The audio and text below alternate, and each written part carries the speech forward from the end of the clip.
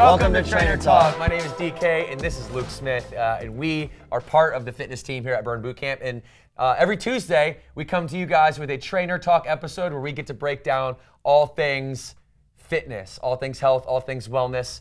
And this podcast is, the mental reps, right? The mental reps, we talk a lot about emotional and mental and spiritual health because, we spend a lot of our time physically in the gym working out if you're a Burn Boot Camp member or online if you're not a member in one of our gyms.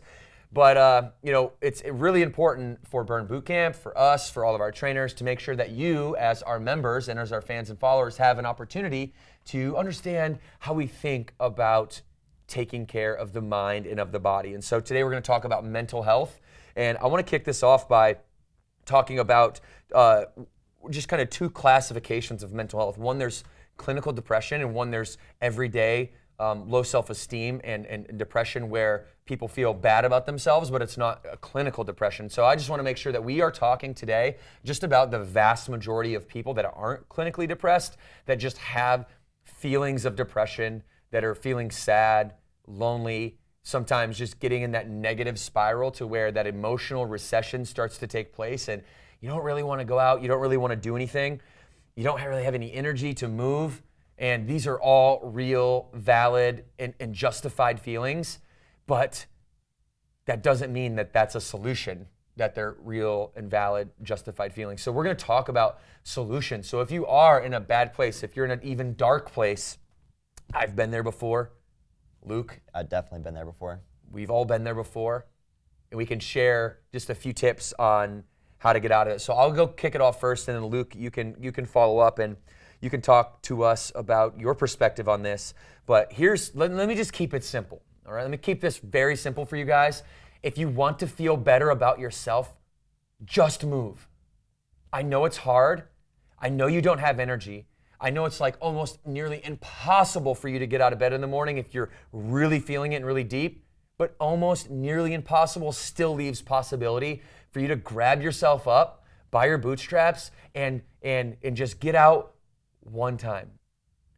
Maybe it's even for 10 minutes at first. Maybe I'm not saying walk into a Burn Boot Camp. Like I'm not saying, hey, get off your ass, get out of bed and go to do the hardest workout you've ever done in your life. And if you don't, then you're a loser and you don't have any discipline. Like, no, that's not what I'm saying. What I'm saying is that if you don't do something about it, it's just going to get worse. So at some point, you're going to have to pivot and have a strategy where you start to just trend the opposite way. And it's going to start with like one small, tiny thing. I tell people the three things that I would give you advice to do every day if you want to feel better about yourself. Number one, move every day. Move every day. Number two, learn something new. Keep your idea muscle sharp, your creativity muscle sharp. Learning something new is going to give you positive energy. Number three is success leaves clues, and there's other people out there that have been where you want to go, right? Maybe some of the reasons why you have that feeling of depression or that feeling of extreme anxiety is because, hey, you want to go these places, you're not getting there fast enough. Maybe you don't have a philosophy to your life, to live by in your life. So move every day, learn something new, and success leaves clues. If you do these things every day, you're going to start to feel better, okay? So those are the three things that I would suggest that you start to do. And like, just go walk, right? Just go outside, and as you're walking for 10 minutes and you haven't been outside in a couple weeks, breathe fresh air and take big, deep breaths and just move every day. Number two, learn something new. It's like, just read 10 pages, read one page of a book, read one sentence, right? And as you break these small pieces, these action items down into smaller steps, the hardest part about that is looking yourself in the mirror and admitting to yourself that, hey, I'm to the point where I've got to break these steps down so small, so bite-sized because I'm at rock bottom that, hey, there might be a level of self-pity that's there that I have to overcome, and that's okay. That's okay because complexity is the enemy of execution. And if you make things too big, especially when you're in a state of depression, you're never going to execute because it's too complex. You can't do it. You're overwhelmed. So break it down into its smallest pieces, and then learn from people that are inspiring you, that you look up to, and know that success leaves clues. And if you follow their bread trail all the way back by watching videos or reading biographies or whatever it is, you start to be inspired. So these are some things that I think about, Luke, when members want to ask me about, how to get out of it, right? Often, like, what I'm really talking about is how do we get out of a rut? how do we get out of a rut? It's those little, tiny, small, seemingly insignificant steps that add up, that when we break it down in a bite-sized chunk, we don't try to swallow the whale whole. We're able to make some progress in our life, and progress equals happiness. Yeah. Yes, couldn't agree more. So what do you think about how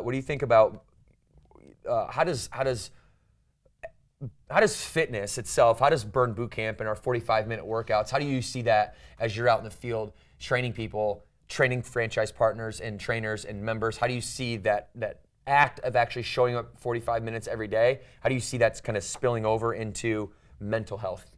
I think just taking that 45 minutes as your almost alone time. Yes, you have the opportunity to do it in a community, but you get the opportunity to release all those endorphins that you have and be able to have 45 minutes of time to truly focus on you. And yes, it may be really, really hard in the moment, but I've never seen a trainer, franchise partner, member, child watch, whoever it is, like leave the 45 minutes wishing they had not completed that workout. It's just something you talk about stabilizing fitness as something concrete in your everyday life. And when you can do that, that's when you can start to see the change, and you're around other people, and when you get a high five, you can't frown and give a high five at the same time, Want to try it? Hey, you can't do it. Can't do it. It's impossible. Well, it's like the transference of positive emotion is part of the reason why you would show up into a place where there is community. And I get it. Like, listen, showing up to some place where there's a bunch of random strangers that you've never met before, and you're in a place of self-reclusion or mild or even extreme depression, is like the absolute last thing that you want to do. In fact, it's like you actually come up with so many reasons why that's a terrible idea that you actually that you justify into thinking that it is a terrible idea. And why we can make those justifications rational is because judgment is like 99% of all worry. Judgment is 99% of what people say about us, or what we perceive that people are saying of things about us, like that projection of their opinion of us, that's 99% of where worry comes from. And if we're worried all the time, right, and we are constantly thinking in negative emotion, well, of course we're going to be in a state of negative emotion, right? Even a state of depression. 99% of what you actually worry about doesn't come true, doesn't come to fruition, or is not true to begin with.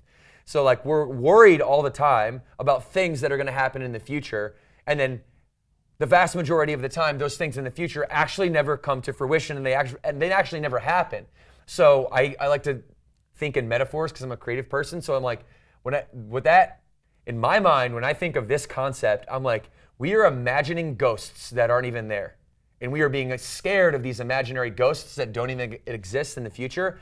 And then we're using that to get ourselves really in this place of really negative emotion. And so the stigma of like community, the stigma of like being in a community and community health is all these people are judging me, when in reality nobody's judging you. You're just projecting that.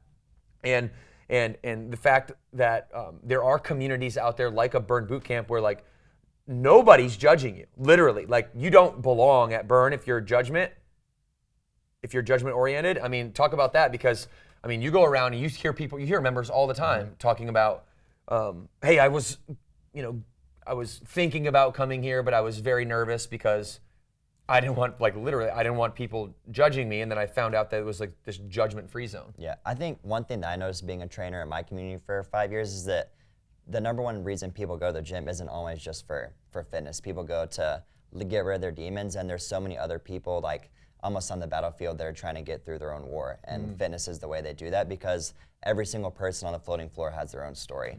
And when you start to get to know people, that's when you can find the uplifting messages that other people have to offer.